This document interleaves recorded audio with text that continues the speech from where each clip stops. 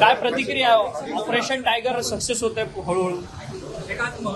मोठा पक्ष प्रवेश आणि उपसभापती पद डिरेक्टली.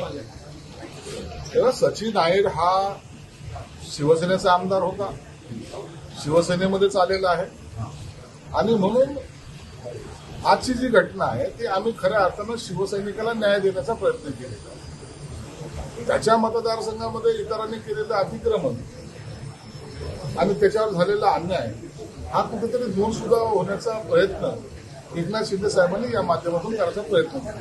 परंतु थेट उमेदवार आणणं डिस्क्वालिफायची प्रोसेस नाकारता येत नाही. त्यांनी पक्ष सोडलेलाच नाही. ज्या पक्षाच्या चिन्हावर तो निवडून आलेला आहे किंवा ज्या पक्षाचा फॉर्म त्यांनी पूर्वी भरला होता त्या त्याच्यावर तो मूळ शिवसेना मूळ शिवसैनिकच आहे म्हणून त्याला डिस्क्वालिफायचा काही प्रश्न येतच नाही. परंतु त्यांचा गटनेता वेगळा आहे. गटनेत्याचं व्हीपचं पालन वगैरे ह्या सगळ्या गोष्टी तांत्रिक गोष्टी आल्याच. या सगळ्या तांत्रिक गोष्टी जे काही येतील त्याच्याबद्दल कायदेशीर आम्ही सल्ला घेतलेला आहे.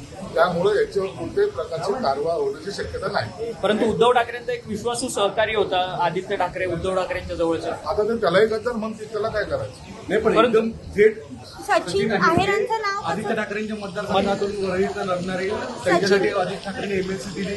मग सचिन अहिरांनी मतदारसंघ सोडण्याचं काय असं कारण?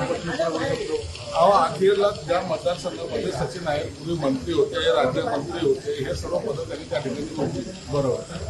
आता सुनील तो आमचा सुनील शिंदे तो पण तिथे आमदार राहिलेला आणि स्वतःच्या स्वार्थासाठी इतरांना दाबून एमएलसी देऊन त्यांनी टांगावर त्याची रूप बाळगवणं हा जो प्रकार उघडाने केला ते लोकांना मान्य नव्हतं, त्या कार्यकर्त्यांना मान्य नाही. तिकडे एका बाजूला उद्धव ठाकरे मोठा प्रचार दौरा करत आहेत, गद्दार ओरडताना.